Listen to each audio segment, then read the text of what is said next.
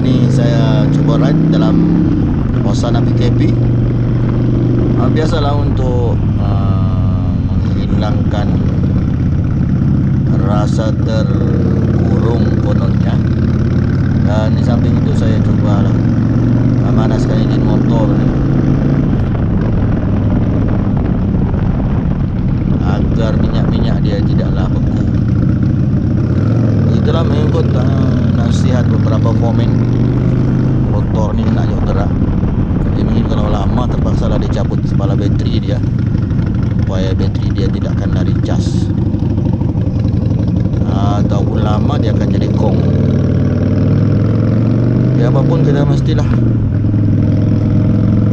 mestilah taat perintah untuk kita kekal dalam PKP. Moga-moga dengan ikhtiar itu Allah Subhanahu wa taala mendengar rintihan kita semua dan kita dijauhkan daripada wabak yang mengerikan manusia zaman ini. Oke, kita layan dulu. Di samping itu saya akan coba memaparkan beberapa video di sambil anda melihat solo ride di kala PKP. Tak jauh pun, berpusing saja dalam 10 minit. Kita akan pusingkan beberapa siri ceramah. Oke, saksikan ceramah yang pertama.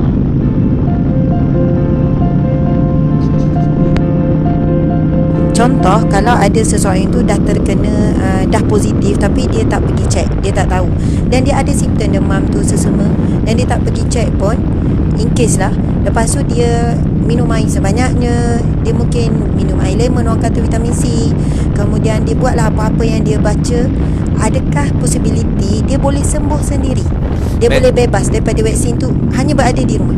Majority coronavirus ni memang self-limiting disease. Maksudnya hilang sendiri.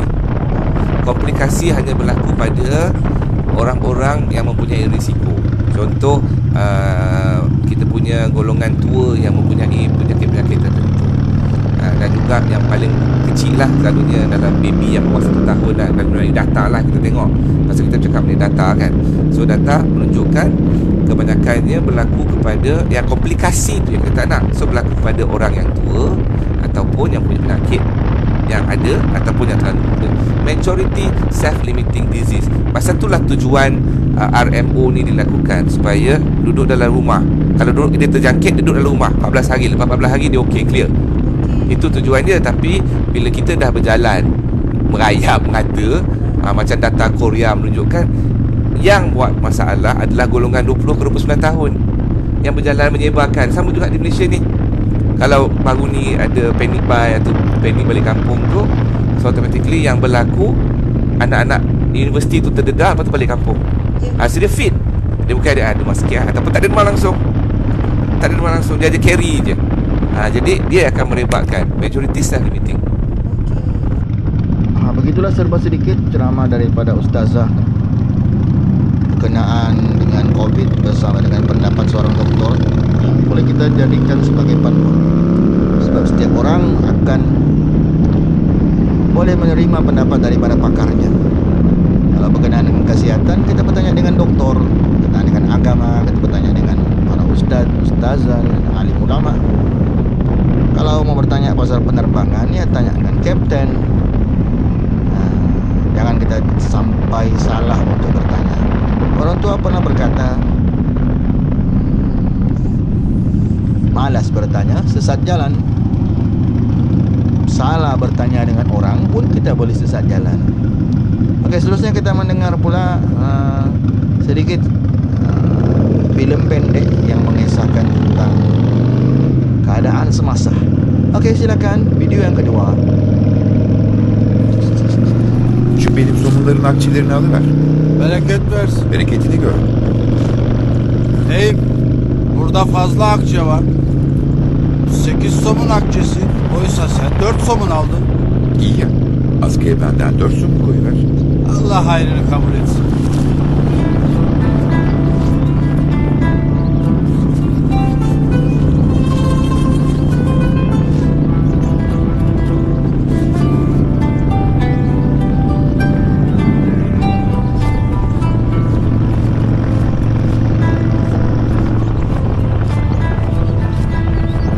fırında ekmek anlatmakla bitmeyecek Osmanlı'nın güzel adetlerinden bir tanesidir. Bir fırından ekmek alan kimse 2 ekmek parası verip bir ekmek alırdı. Diğerini ise bir ihtiyaç sahibine ulaşsın diye askıya koydururdu. Bunu gören ihtiyaç sahibi de gelip askıdaki ekmekle karnını doyururdu.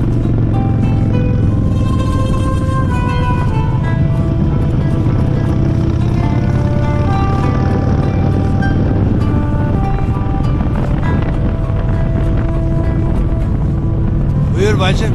Somun mu istedin? Şey,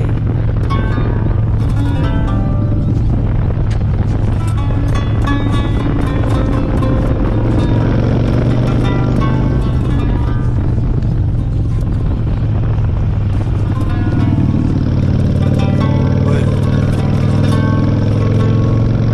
4'ü bana fazla beyim. 2'si bana kafi. Var ikisini de başkasına ver.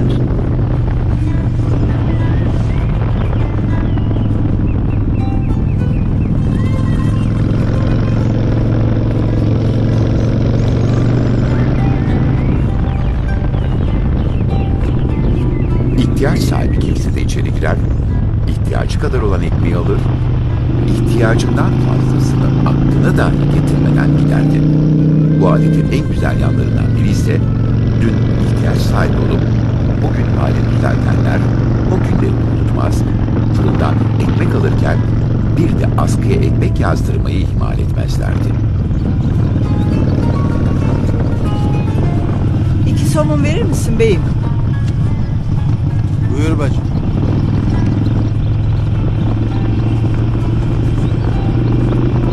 2 somun da askıya koyuverirsin. Allah hayrını kabul etsin bacım.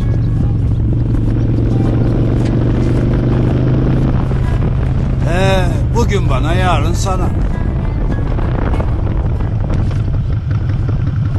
Komşusu açken kendisi tok yatan bizden değildir buyurmuş. Bunu kendine şiar edinmiş bir toplumun erdemine en büyük örneklerden biridir askıda ekmek.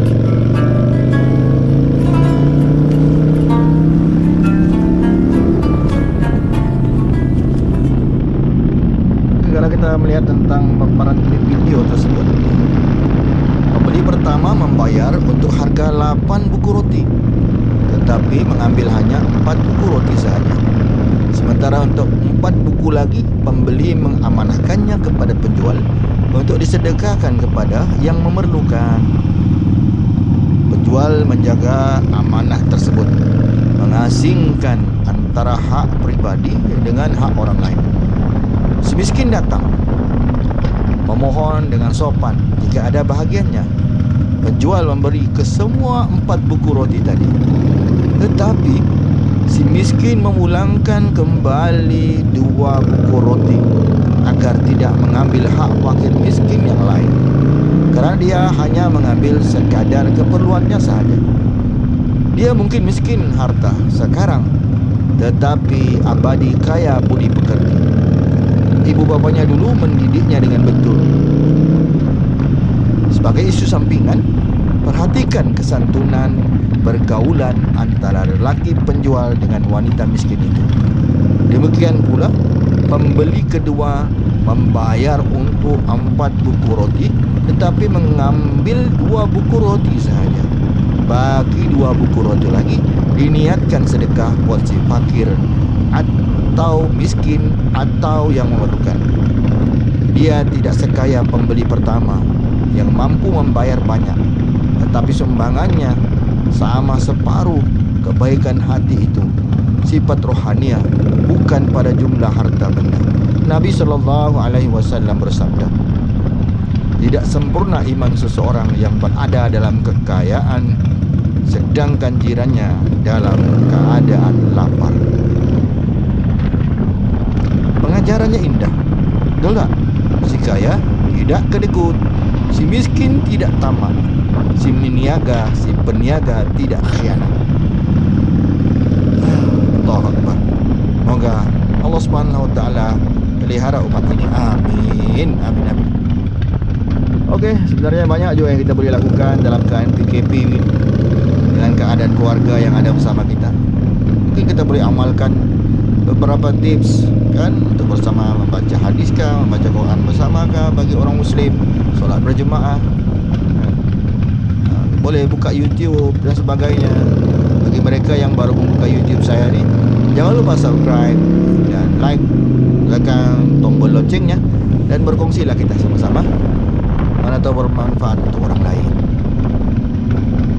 Okey, rasanya layanlah video ini sampai akhir. Itu saja daripada saya.